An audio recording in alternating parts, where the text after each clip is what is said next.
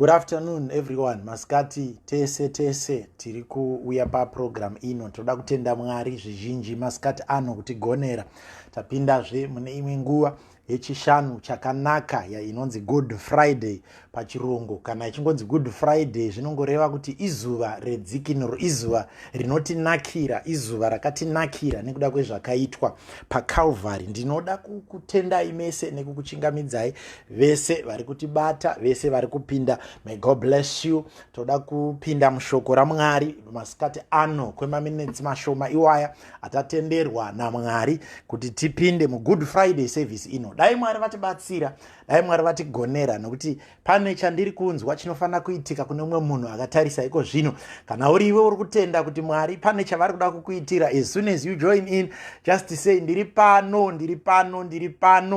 Kana uri kune imwe nzvimbo yauri, kana uchida kutaura kuti uri nzvimbo ipo utaura, asi masikati anhasi tiri kuda mumwe anongogamuchira kuti Mwari chamuri kuda kuita ndiri pano. Yezvino ndiri pano. Kana iri mhuri yekwedu iri pano, kana vari vanani vose vakamiririrwa, tese tiri pano nezita raJesu weNazareta. Toda kuti tipinde mushoko, tiverenge, tinzwe nekudzidza nekubata pamusoro pechinhu chinonzi Good Friday. Nhasi ndapamusoro unoti the mystery of the blood, chakavanzika cheropa. Ndo musoro watoda kufamba nawo masikati iwo ano. Ndiri kutonzwa izvozvi chimwe chinhu chichiitika. Mweya Mutsvene ane chaari kundipupurira kuti kune mumwe munhu right now ari kuona achaitirwa chimwe chinhu chakanaka nekuda kweropa raJesu rakairira paCalvary. Regai timbonzwisisa zvimwe pamusoro peropa rakairira paCalvary. Scripture yedu yatichafamba nayo nhasi ndiyoyi yatiri kuverenga, yatinoda kuti titarise masikati ano. Ndoda kuti ubva waenda pane bhaibheri rako, kana uchigona uinaro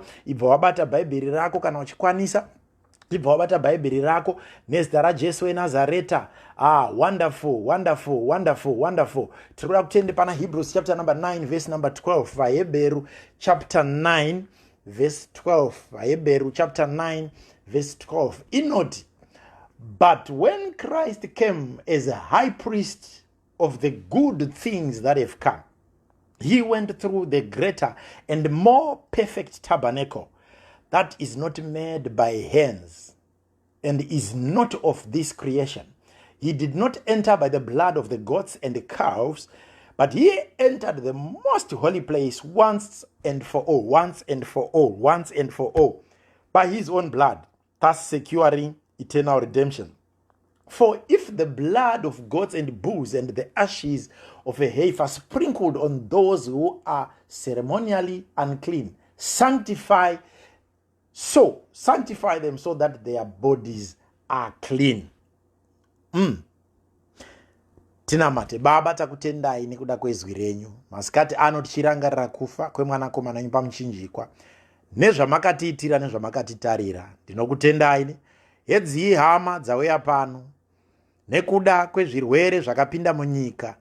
Hatina kugona kuungana semaunganiro atinosiita, asi taunganidzwa pano nekuda kweteknoloji yamakagadzira through vanhu vamakashandisa. Saka tiri kutenda kuti ndimi Mwari chitaurai kuvanhu venyu masikati ano zvamunoda kuti vadzidze nezvamunoda kuti vazive. Mweya Mutsvene tibatsirei muzita raJesu weNazareta, amen. Now, shoko redu kuna Hebrews kuya rinoti Kristu wakauya as the high priest. Nhasi ndichaita zvekudzidzisa tichiparidza.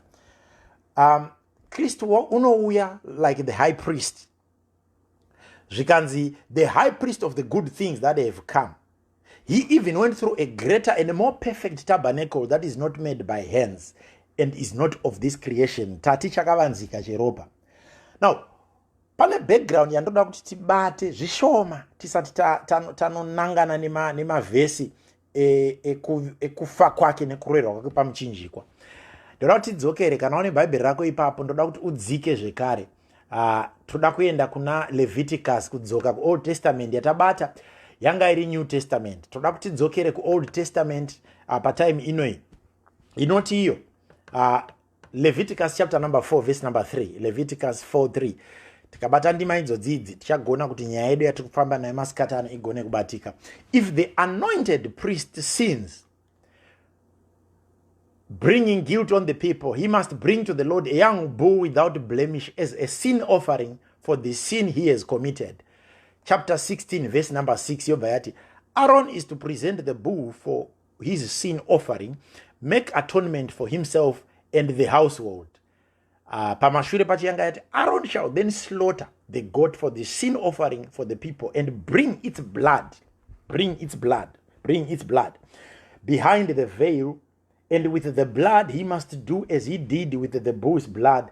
He is to sprinkle it against the mercy seat in front of it. Luke number 1 verse 68, that blessed be the Lord, the God of Israel, because he has visited and redeemed his people. Now, chinhu chinonzi redemption ndo chinoita kuti tigone kuzonobata kuti chakavanzika cheropa chii. Kristu vachiuya panyika, Mwari vachituma Kristu, pane time vakambouya vachitaura vega, vaidhilana naNoa, vaidhilana naMoses. Ikasvika time yekuti Mose akapiwa mutemo, ikanzi mitemo iyi ngaichidhila nemi. Pese apa ukaenda kuna Genesis chapter number 11, Mwari vakanga vagumbuka nekugadzira kwakanga vaita vanhu, vakasika vanhu ndobva vatadzira Mwari zvakanyanya. Mwari vakazvidemba pakusika munhu. Bhaibheri rinobva rati zvino Mwari pakuzvidemba ikoko ndokumboparadza nemvura ndokusiya rudzi rumwe chete rwaro rakachengetedzwa nekuda kwegeneration yaNoa nemhuri yake. Ndobva kwadzvarwazve vamwe vanhu vakatanga kumultiplya panyika. Ndobva tasvika papoint yekuti vamultiplya ndokurambazve vanhu vachitadza. Bhaibheri rinobva rati zvino Mwari ndokuzoitsvaga nzira yekuti no, regai ndipe vanhu ava mitemo, zvichida vari kuita zvavari kuita nokuti havana mitemo, havana chinovasunga kana pavanowana maguidelines. Ndobva Moses wapowa mitemo mugomo.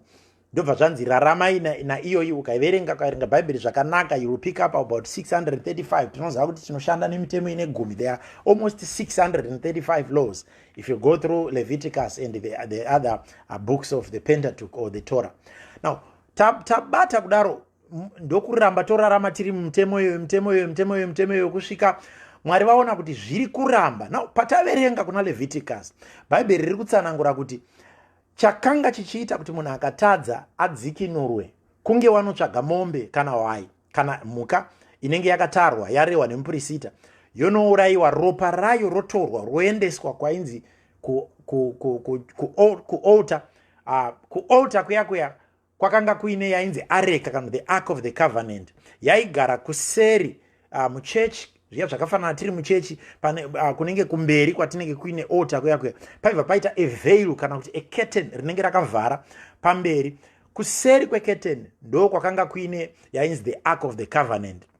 Paark ipapo pane zvimwe zvinhu hatichatsanangura nokuti nhasi hatisi kudzidzisa ark, asi pairi paive nechimwe chainzi chigaro chenyasha or the mercy seat. Pazasi pemercy seat papakaita chimwe chinenge chibowl chaizotora ropa. Saka muprista aiuya every year kamwe chete pagore panguva yeatonement, yainzi atonement. Atonement yaingoreva kuti iropa riri kushandiswa remhuka kunoreplace zvivi zvakaitwa nevanhu. Saka raino kuatona kunoreva kukavha kana kuputira. Saka rainoputira zvivi zvinenge zvaitwa nevanhu. Saka waienda nemhuri yako, waienda iwe wega, waienda makabatana nevana vako nemudzimai wako nechi, moenda ponoitwa chipiriso chemhuka yamatora, and that animal was supposed to be without blemish. Kana iri wai inofanira kunge isina rumwe ruvara, inofanira kunge isina kutyoka gumbo, inofanira kunge isina kuita anything pairi, but yaifanira kunge iri perfect, a perfect animal to represent perfection. Yourayiwa, ropa riya rotorwa, ropiwa muprista ari pajuti pagore iroro, oenda neropa iroro kumberi paya pamunozonzwa kunzi kuna Luke kunzi Zakaria akanga aenda, ndiye anga ari muprista anga ari pajuti, anenge aenda neropa kunotaura nyaya dzevanhu kuseri kwaaenda kunotaura ikoko. Waienda wakasungirirwa pagumbo netambo. Tambo iyi yaiitirwa kuti kumberi ikoko, kuseri ikoko hakwaibvumidzwa munhu wese, kwaingoenda muprista 1 ari pajuti. Akafa ari ikoko nekuda kwezvaanenge akabata, hakuna munhu anogona kumubvisa. Saka aienda gumbo riine tambo iya ndo yaizodhonzwa. Kana yakudhonzwa maona agarisa nguva yakareba, munodhonza nekuti munoziva kuti pane zvaakaita afira ikoko. Now, process yese ichiitwa, Mwari vari kuedza kuda kuti zvii zvandingaita kuti vanhu vatye nekusema zvivi, vararame upenyu huri maringe nezvandiri kuda. ndobva pazoita time yokuti Mwari vaona kuti mombe dziri kupera, makwai ari kupera, zvese zviri kupera zvezvipiriso, but hakuna chiri kubuda, munhu ari kungoramba akadaro. Ndipo patinosvika pana John chapter 3 verse 16 kuti Mwari wakada nyika kudai, wakazoipa mwanakomana wake wakaberekwa achingova mumwe chete woga, Jesu Kristu, kuti ani nani anotenda kwaari arege kufa ave neupenyu. That decision yokuti mwanakomana akuuya, Mwari ndobva vati no, zvotoita apa ndezvekuti chiregai pachienda, my one and only son. Hatichada ropa remhuka rinoenda kuMercy Seat, pakudiwa ropa remunhu. Munhu wacho ndiani? Ndiye Kristu Jesu. But kuti ropa ribude haigona kuuya. Kristu akanga aripo, anongogara aripo. Kana John chapter 1 verse 1, akanga aripo, akagara aripo, akanga ari kuna Mwari, akanga ari Mwari, ndo anonzi izwi. Kristu aripo kudaro, ndobva vaona kuti ropa riwanike, if you want to get the blood, haagoni kuuya ari ngirozi. If we want to get the blood, haagoni kuuya ari in the spiritual form. Anofanira kunozvarwa semunhu, oitawo maveins, oitawo heart, oitawo ropa rinofamba mumuviri. Asi zvisati zvaitika, ngaasiye achidzidzisa vanhu, vanosara vachidzidzisa vamwe nezve kudzikinurwa kutsva, the new redemption. It's no longer atonement, it's now redemption. Atonement is covering, but redemption kuenda kunotsiva chinhu changa chichifanira kunge chakabhadharwa, woenda iwe kunoti panzvimbo yechinhu ichocho ini ndakunomirira ndochiisa chimwe chinoreplace ichi, uyu oitwa set free. Kana asunungurwa, inini zvandaisa apa ndo zvakunomita kuti adzikinurwe, kunge zvaitwa munhu anenge ari a slave. If you have got a slave, ukafunga kuti slave iyi munhu abatwa rafu aitwa sei toda kumubvisa, waitsvaga chinhu kana chipo kana chimwe chaunoenda kunobvisa, waenda kunobvisa chipo ichocho, munhu iyeye otambira chipo, wobva wadzikinura musungwa osiyiwa achienda for free. So vanhu vakasungwa kudaro. Kristu unouya ende kuti pawanike ropa unorarama somunhu, nokuti chinhu chine nyaya paCalvary, pakuroverwa kwake kwese, zvese zvaitwa, kutambudzwa kwese nana Pirato nana chinyi, zvese zvichiitwa izvozvo, chinhu chine basa is the blood, chiri kudiwa iropa.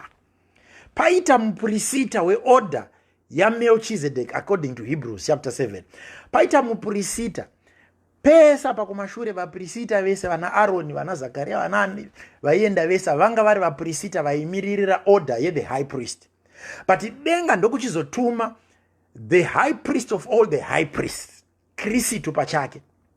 Zvino paita nyaya pekuti Kristu ndiye anofanira kuenda kunofa, ndiye ane ropa rinofanira kubuda, but at the same time ndiye futi anofanira kuinda naro, nokuti ndiye anofanira kunge ari mupurisita.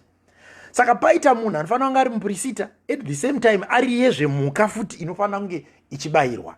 Ndo pamunozonzwa pakunzi the lamb of God, the lamb of God, the lamb of God, parikutaurwa kunzi hwayana yaMwari, kureva kuti aimiririra paifanira kunge pakaenda hwai, hapachaende hwai, pakuenda munhu, ende munhu iye ari Kristu. Kristu ndokuita maroles maviri same time, ekuti 1 mupurisita, 2 ndiye futi gwayana rechibayiro. Saka ane ropa riri kubuda ndiye, but ndiyezve ari kuenda neropa rake. Now ndoda kuti ugonzwisisa, ndo pane nyaya yeGood Friday yanhasi. Kristu zvichiitika zvese izvi ndo patazoverenga paya zvikanzi zvino wakaenda neropa rake. Kuna Hebrews 9 verse 12, when Christ came as the high priest of the good things that have come, he went through the greater and more perfect tabernacle that is not made by hands and not of this creation. Kureva kuti yakambenge ichishanda tabernacle, areka yakanga ichishanda ndeye pano pasi yakagadzirwa nemaoko evanhu, but panapa pakunzi Kristu wakazoenda kutabernacle isiri yemaoko. Remember kuti tabernacle payakanga ichivakwa pasi, areka payakanga ichigadzirwa pasi, yaimiririra areka yechigaro chekumusoro chaJehovha. Saka zvese zvakanga zviripo zvaimiririra what is in heaven. Saka it was what is in heaven that has been brought in miniature on earth, kuti tive nechinhu chakadai chinomiririra denga. Saka Kristu pane kuenda mutemberi yepano pasi akabata ropa rake, hazvaikodzera nokuti ndiye Mwari pachake, ndobva atakura rake ropa, ndobva aenda naro 3 days dziri kutaurwa dzekunge akafa achizonomuka, itaimu yekuenda neropa rake rabuda maari. Paairohwa pese vaifunga kuti vari kumurwadzisa. Pavaibaya vachiisa neminzwa, zvese zvaitirwa kuti ropa riwande pakubuda kwaro. Pavaibaya kumativi kwesoko, ropa richibuda rakaita kunge rakasangana nemvura. Pese ipapo iropa. Paari kurohwa, makatsi ese ari kurohwa, ropa richibuda. It's blood that is coming out, because he needs that blood to go to the mercy seat yekudenga, kuti anotaura kuti this time hakusisina zvemhuka ichaurayirwa ropa rayo kuti itsive zvivi zvevanhu. Ndauya ini mhuka yakabayirwa chibayiro chikuru chinova gwayana raMwari. Ndiyo story yeGood Friday, kurovererwa pamuchinjikwa asina kuita rufu rwekudzipwa nenyama kana rufu rwekupititirwa nemvura kana rufu rwekubayiwa. Pese pakabayiwa makumbo, maoko, kuitira kuti ropa ribude. That is a symbol of the blood that has got to come. Pavakapedza kudhila naye masikati anhasi, panga pachiyeukwa nenyaya yekunzi papachitaurwa nenyaya yekunzi akati zvino zvapera. Paari kuti zvapera, it is finished. What he is simply saying is rakwana ropa randiri kuda, enough blood for me to take to the mercy seat yekumusoro ndonosviko presenta iroro richimiririra vanhu vari pano pasi. Nokudaro hapachafizve mhuka ine ropa richitaurira zvivi zvevanhu. It's no longer atonement. Atonement was covering. It's no longer covering of sin, because ukakavha mangwana chinoputunuka chobudazve. It's now redemption, and redemption simply means we have replaced. Zvatopera. Ndo paanoti paya kuna Isaiah, even though your sins are as red as scarlet, come let us reason together, for I will wash them as white as snow. Ipapa pesa parunzi uya titaurana, Isaiah 55 panunzi uya titaurirane, come let us reason together. Pesa ipapa ipointa iri kubva kuchiprofita, iri kunangana nekuti Kristu une ropa rinofanira kubuda, ende ropa iroro ndo richaenda kunomiririra. Now yatamboverenga masikati yataura ikati ropa rake rinotaura zviri nani kupfuura ropa raAbel. Ropa rake rinotaura zviri nani kupfuura ropa raAbel, kureva kuti in blood is life. Muropa mune upenyu, ndo mune chemweya, ndo munogara chemweya chakaiswa naMwari, chinogara in the blood. Ndosaka chinokuti munhu akaita accident kana akadai akarasikirwa neropa rakawanda, chemweya chinobuda. Ropa rakawanda rikabuda, ropa rakawanda rikaenda, munhu anogona kufa. Blood is sanctified, chinhu chinoyera. Ropa pariri kutorwa raKristu nekuyera kwaro rakuenda kumusoro, kuenda kunomiririra nyaya dzedu. This time hakuchina achaenda kumupurisita. Ndosaka makaona kuti, ndosaka muri kuona kuti papa chiparidzwa masikati zvazonzi ipapo paakati zvapera, akati baba ndinoburitsa mweya wangu. Same time iyoyo keteni remutemple rakabvaruka nepakati, kureva kuti we are now destroying this old order, we are destroying this old covenant, we are destroying zvese zvekuti kunoenda mupurisita wakasungirirwa tambo achienda ne. Everything is now open, the altar is open. Now people are free to go to the altar of God and repent of their sin. Hauchina chimwe chauchaenda wakabata, wakuenda kungonotaura uri wega. Hakuna munhu unobhadhariswa kuregererwa zvivi, hakuna munhu unobhadhariswa kanganwiro yezvivi, nokuti zvakabhadharwa ka1 pamuchinjikwa. Iyeye paakabayirwa, Bhaibheri robva rati zvino wakaitwa chibayiro chimwe chete chipenyu chinogara nokusingaperi, the living sacrifice. Kureva kuti zvakatoitwa kare, basa rakashandwa paCalvary, ndo pakaitwa zvinhu. Asi zvinhu zvese zvinopoterera pakunge Kristu achizowana ropa rake rekuenda naro kuchigaro chenyasha, kunotaura kuti baba varegerere. Out of that then we become justified, we become forgiven. And the blood, if the Bible says the blood, his blood speaketh better than the blood of Abel, kureva kuti ropa rinotaura hama, muropa mune mweya. My God, my God, Mwari ngavatibatsire masikati anhasi. Ndiri kuvimba kuti kune mumwe munhu wabata picture iyi. Pamunozoona vana vaIsraeri vakudhilivhiwa naMoses, anopiwa an instruction which is a pointer to what happens now patime yatiri kutaura iyi. Konzi kana ndakuuya ndichatuma mutumwa werufu achauya pamadhoo, achiuya achiuraya matangwe ese evana veEgypt. Asi imimi zvamunoita chitorai gwayana, musha mumwe nemumwe ngaubate gwayana. Matora gwayana mobva mauraya, motora ropa mozora pamadhoo enyu. Kana mutumwa werufu akuuya akasvika pane ropa, achapfuura, the angel will pass over to the next house. Akawana paine ropa, he will pass over to the next house. Ndo pakazobva zita rekuti Passover or Passover. Passover zvinongoreva kuti uchapfuura achienda ku next, achipfuura pese pakaiswa ropa, kureva kuti chaseva vana vaIsraeri kunge uine ropa riri padhoo. Now ndo chari kupointa kuna Kristu. Uchazoona kuti kubva ipapo vakabva vatanga kuita feast, yani the Passover feast yekurangarira. Kusvika pafeast iyoyo Jesu wazonotora vadzidzi vake palast supper, ndokuenda zvekare ndokunoita feast yakadaro. Asi akuvataura kuti takuunza the new order, ndokubata mukombe, ndokubata chingwa, ndobva ati chingwa muviri, mukombe ndiro ropa. Zvikanzi mozosangana in this communion, each time you meet you must do this in remembrance of this. Kureva kuti nyaya huru haisi pakuti wakarohwa nani wakazoenda papi akaita senyaya huru iri pakuti kune ropa rakabuda raakatakura akaenda naro kuchigaro chenyasha. Mwari ngavatibatsire masikati anhasi. Ndo pane shoko rangu mudikani masikati anhasi.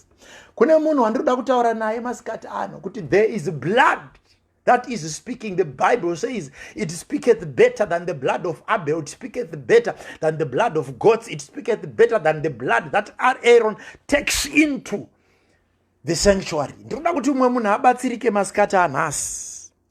Ndicho chakavanzika chiri paropa raKristu, kuti harisi ropa riri kungobuda, ropa riri kuenda kunomiririra iwe neni nevana vedu vasati vazvarwa vakamirirwa neropa iroro, nemadzisekuru edu akapfuura vakamirirwa neropa iroro. This blood speaketh. And what does it speak? Pamercy seat chinonzi chigaro chenyasha, kureva kuti kana waisa ropa ndo riri kutaura kuti varegererei Baba, havana chavanoziva, varegererei Mwari. Paunoenda uchiti Mwari ndakatadza, ndiregererei, kune ropa rinenge richimiririra iwewe. You have representation which is in the blood of Jesus. Paunosangana nemadzudzu enyika ino obva vanoti Mwari ndibatsirei, kune ropa riri kutaura riri pachigaro chenyasha, riri kukukumbirira, riri kukureverera, ropa raKristu. Iye wakaita zvinhu zviviri ari munhu mumwe chete, akava ndiye muprista wakaenda naro ega, akati ndinoenda nerangu ndega. Masikatano munhu ngaabatsirike masikatano. Tinoda kutaura pamusoro pechakavanzika cheropa, kureva kuti kune chinhu chiri kutoitika as we are preaching right now, as you are praying right now. Each time you kneel down to pray, each time you kneel down kunokumbira kuti Mwari ndibatsirei, kune chakavanzika cheropa chiri kureverera pamunamato wako. Chakavanzika cheropa chiri kukurwira, kune chakavanzika cheropa. Venyika ino vachienda kunouraya mombe, vachienda kunouraya mbudzi, vachikuurayira huku, vachikuurayira makwai, vachienda kunoisa ropa iroro pazvikuva, vachienda kunoisa ropa kuedza kubata picture nekuda kuratidza kuti chiri kuitika ndecheropa iroro riri kutaura. Asi kune riri kutaura zviri nani, rine simba riri nani. Vakakuurayira matoki, vakakuurayira madhadha, vakakuurayira chinyi, vakaenda vakatora vakaenda pamharadzano dzenzira, vakaenda pasi pemiti, vakaenda pamatura, vakaenda pazvikuva zvemumakicheni, vakaenda kudzin'anga kumaaritari. But kune ropa riri kutaura zviri nani kupfuura iroro, kune ropa rine power riri nani kupfuura iroro, kune ropa rine simba rakapfuura zvese zvawakaona. Kana vakataura zita rako rikanyorwa, kana parakanyorwa pazvipepa rikaiswa mudzihari dzikaiswa ropa, kune rimwe riri nani rinopfuura izvozvo, chakabata musha wako kana chakarevererwa neropa. Kune rimwe riri nani kupfuura izvozvo. Rega ndikutaurire mudikani kuti kufa kwake paKalvari kwaifanira kukupa celebration time. Kufa kwake paKalvari kwaifanira kukupa victory time, kuziva kuti yes, takajairirwa, ropa risati radeuka. But this time hamuna chamuchabata. Satana hulume, Satana huna unolumila nezita raJesu weNazareta. Kune ropa rakataura, ende rakataura kasingaperi.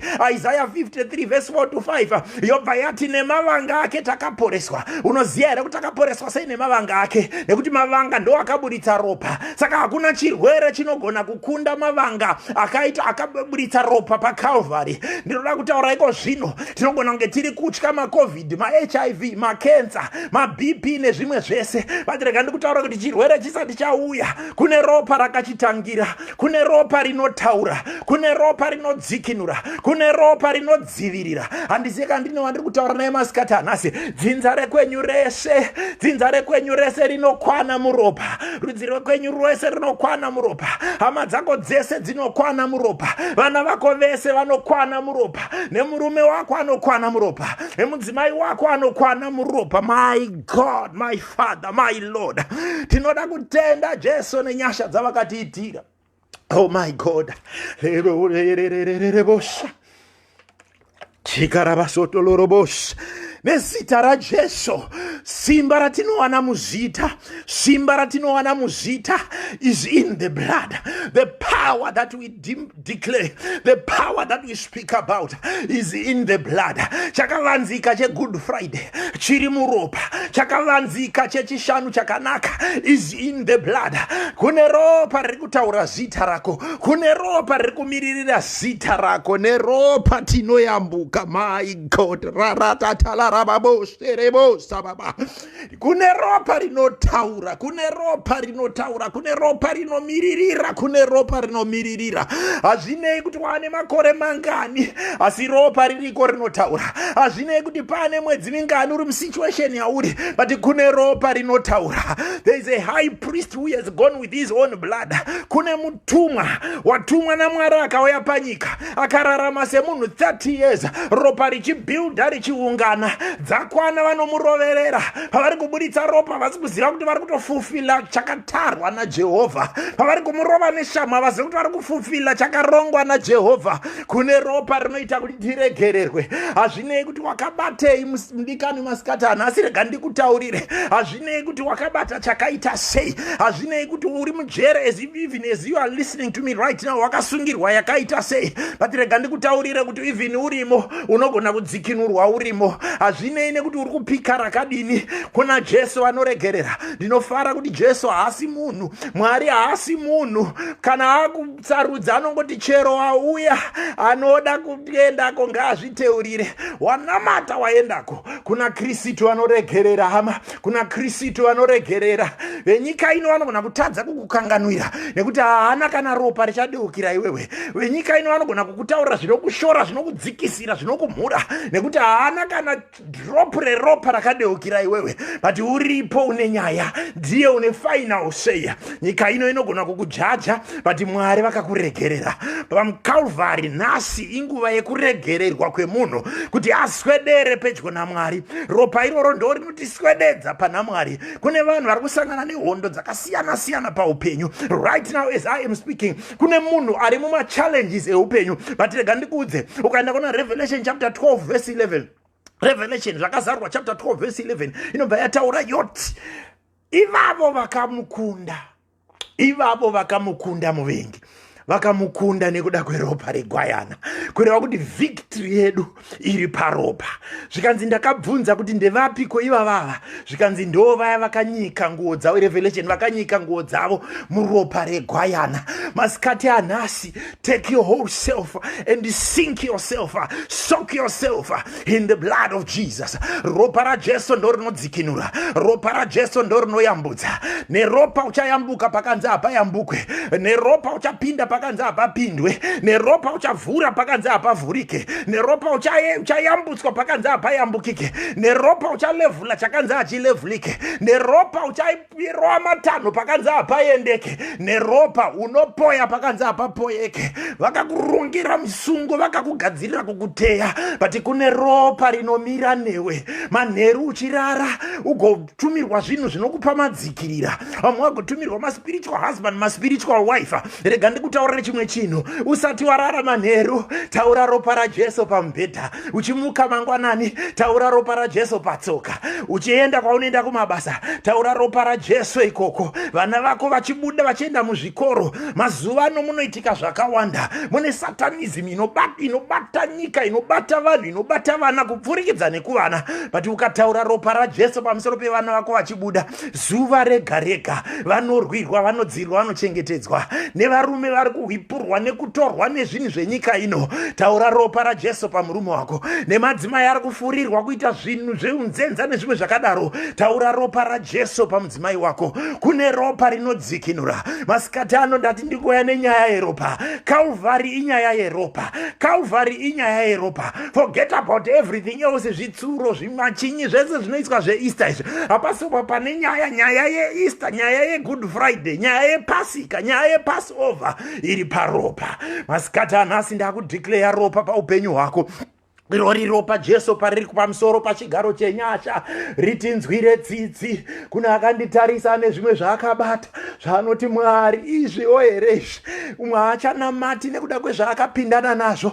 Rega ndikutaurire masikati anhasi, kune ropa riri kuti wese ngaauye, kune ropa riri kuti wese ngaauye, kune ropa riri kuti wese ngaauye. Hazvinei kuti ndiani, dai criteria dzaishandiswa dziri dzenyika ino, vamwe vakaita sewe vangade vasingapinde. Dai criteria dzaishandiswa dziri dzepasi rino, vakaita sewe vangade vasipo. But kune ropa risingasarudze, kune ropa rinoti chero zvakaita sei. Ropa iroro ndorichaita kuti nemapepa ako asiri kubuda agone kubuda. Ndati nemapepa ako asiri kubuda agone kubuda. Kune vanosungira vamwe zvinhu even asiri padhuze newe, agoreverera zita rako, agouraya ropa, agodeura ropa redzimwe mhuka, agotaura kuti zvakazvibudirire, agotaura kuti vana vake havaroorwe kana kurooreka, agotaura kuti haafe akachata, agotaura kuti hazvife zvakaitika palife yake, adhiraivha aite chakati. Chese ichocho chepano pasi, indinotenda kuti kana Mwari vakakuisa pasi panapa zvepano unofanira kuzviwana nenzira yakanaka, nenzira yakarurama, nenzira yakasanangurika. Hatina kuzvarirwa tikaiswa pano panyika kuti titambudzike, hatina kuzvarwa tikaiswa panyika kuti tive varombo. Dai Mwari vakubatsira, dai Mwari vatibatsira. Ropa ngarititaurire. The Bible then says, iye wakava murombo kuti tive vapfumi. He was made poor so that we become rich. Kureva kuti pandiri kunetseka nezvinhu zvepasi rino zvandaifanira kunge ndakawaniswa portion yangu, mugove wangu wepano pasi, kune muvengi unobata kuti zvisaendeke. But kune wakatofira izvozvo akave murombo kuti ndive mupfumi nezita raJesu. My God, my Father, my Lord, my Jesus. Kune denga rine nyaya dzako kwadziri kutaurwa, uri kumiririrwa neropa, kureva kuti hakuchina chibayiro chauchaita chekuchenesa kana chekusuka zvivi zvako. Yaiva nguva yana Aroni, yaiva nguva yana Moses, yaiva nguva yana Levi. Pataimu ino kune akatotaura ropa rikaenda kare, zvakabhadharwa kudhara zvauri kutambudzikira. Even vana COVID nana malaria ava vakarapwa kare vasati vavapo. Tinonamatira covering yeropa raJesu. Ropa raJesu ngaritaure masikati ano, ngaritaure pavabereki vako. I declare the blood of Jesus even pafizi dzevana dzauri kutsvaga dzisiri kukwana. I speak the blood of Jesus even over your relationship. I speak the blood of Jesus even over your marriage. I speak the blood of Jesus even over your plans. Chese chauri kuruka, chese chawakaronga, your project nezita raJesu. I speak the blood of Jesus even over mweya yetsvina iri kukutevera inodzungaidza mhuri yako. Uchitarisa unonyatsoona kuti izvi hazvisisiri zvega, zvane mweya, but kune ropa rinotaura. There is blood that speaketh, and it speaketh better than the blood of Abel. Ropa raJesu ngaritaure mundima dzako. As I am speaking right now, ndichipedzisa, ropa raJesu ngaritaure mundima dzako. Chese chawakatara kuti ndicho chaunida kuita gore rino, ropa raJesu ngarimire newe pauri kukwira nekudzika nenyika. Kunyange vamwe vachideura ropa mumatsaona nezvakasiyana siyana, ropa raJesu ngarikurwire. Motikari dzaunofamba nadzo, ropa raJesu. Mabhazi aunofamba nawo, ndege dzaunofamba nadzo, tinotaura ropa raJesu. Good Friday ino, ropa raJesu ngaritaure mulife yako. Ropa raJesu ngaritaure, ropa raJesu. Panonzi fear not, kunana Joshua Joshua. Panonzi fear not kunana Joshua. Pane fear not iri kuuyawo nekuda kweCalvary paupenyu hwako. Usatya, kune ropa riri kutaura masikati anhasi. Kune ropa. My God. Reboshi bababosa. Yandara bababoshi rerebosa brehandara. Kularabasota, kularabatsenere kesiarabosh. In the name of Jesus, the blood, the blood, the blood, the blood, the blood. My God, my Lord and my Father. Ropa ngaritaure mumuri yako. My God, my God, my God, my Lord and my Father. May the blood speak even upon your family. May the blood speak as I am speaking to you right now. We want to get into a time of prayer. Toda kusvika patinonamata tichipedzisa. Toda kuti ropa ritaure. Pauri ipapo toda kuti usimudze maoko kuna Jehovah and begin to pray for the next 3-4 minutes. Ungonamata unamata uti ropa garitaure, ropa, ropa, ropa. My God, my Lord and my Father. The blood, the blood, the blood, the blood, the blood.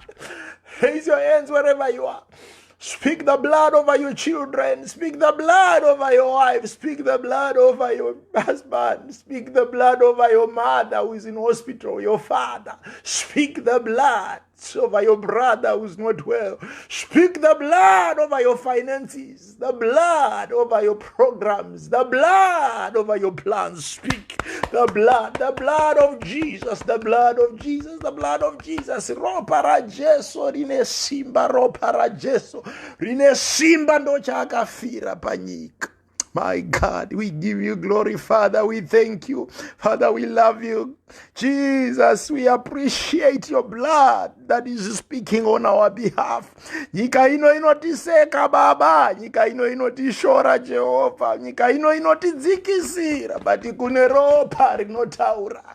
My God, daramba kudzikiswa nevasina ropa rakambotimirira. Vasina ropa rakatideukira. Vasina ropa varege kutidzorera mumashure. My God, my Lord and my Father. The blood. I thank you for the blood. I thank you for the blood. I thank you for the blood. I thank you for the blood. Lord Jesus, I thank you for the blood. Let it speak for somebody who is watching me right now, for somebody who is watching me and listening right now. Father, let the blood speak. May the blood speak. May the blood speak right now into a situation. Baba, pane zvimwe zvatakushaya kuti totangira papi, asi ropa ngaritaure. Ropa, ropa, ropa, ropa. My God, my Father, my Lord, my God. Somebody stretch your hands. I want to pray for you. Father, in the name of Jesus, release the grace of the blood. Let the blood be active. Let the blood speak actively upon somebody right now. Wesakatarisa Baba, ropa renyu ngaritaure. Maskatano ropa renyu ngaritaure, Jehovah, as I stretch my hand right now. Touch a life with your blood. Let it speak, Father. Let it speak.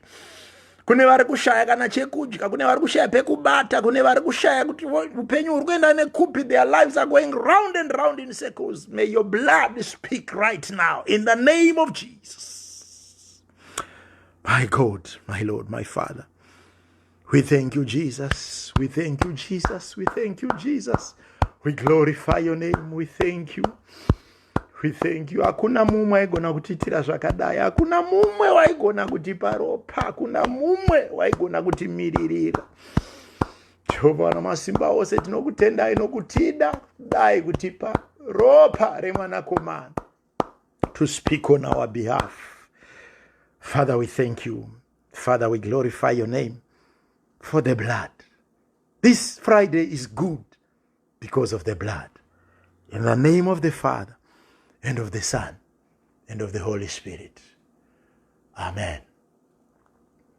Toda kutenda iwe mudikani wanga wakateerera chirongwa chino. Dai Mwari vakuitirai zvakanaka. Ipapa tichipedza ingopindawo pa 5-10 minutes dzako dzekungonamata. Munamato wako ndiri kukumbirisa kuti pa nguva iyo ingauve kungotenda Mwari for the blood of Jesus. Kungotenda kuti thank you so much for the blood of Jesus. Nokuti iroro rega ndoriri kuita kuti zvinhu zvigone kuendeka. unenge wasemwa, waraswa, wasvipwa nenyika ino, kune ropa riri kutaura zviri nani raJesu Kristu weNazareta. Ndoda kutenda nekuve pamwe chete nesu paGood Friday service ino. Tosangana zvekare Saturday masikati patichaita a musical Passover session, mangwana masikati, nguva dzimwe chetedzo. Dai Mwari vatikombora, dai Mwari vatita zvakanaka. As usual, kana une prayer requests, enda painbox izvozvi unyore chaunoda kuti tinamatire kuti ropa ritaurewo in your life. Just go and write there. Kana kuenda paWhatsApp platform yedu, tichanyora namba dzacho pamacomments ipapa, muchadziona. Vachanyora vetimu yedu vachanyora namba dzatinoshandisa. Chaunoda kuti tibatsirane kunamata kungoti ropa ritaure. Situation yauri kuda kuti ropa ritaure. Tibatsirane kunamata and ask the blood of Jesus to be with you. Mwari vatitire zvakanaka. 0027 78 91 99 381 0027 78 99 381. Chainyora ipapa kuti tibve tangoiteera woisa request yako, and our team will be praying with you. May God bless you. Tosangana zvakare mangwana same time. Mwari vatitire zvakanaka.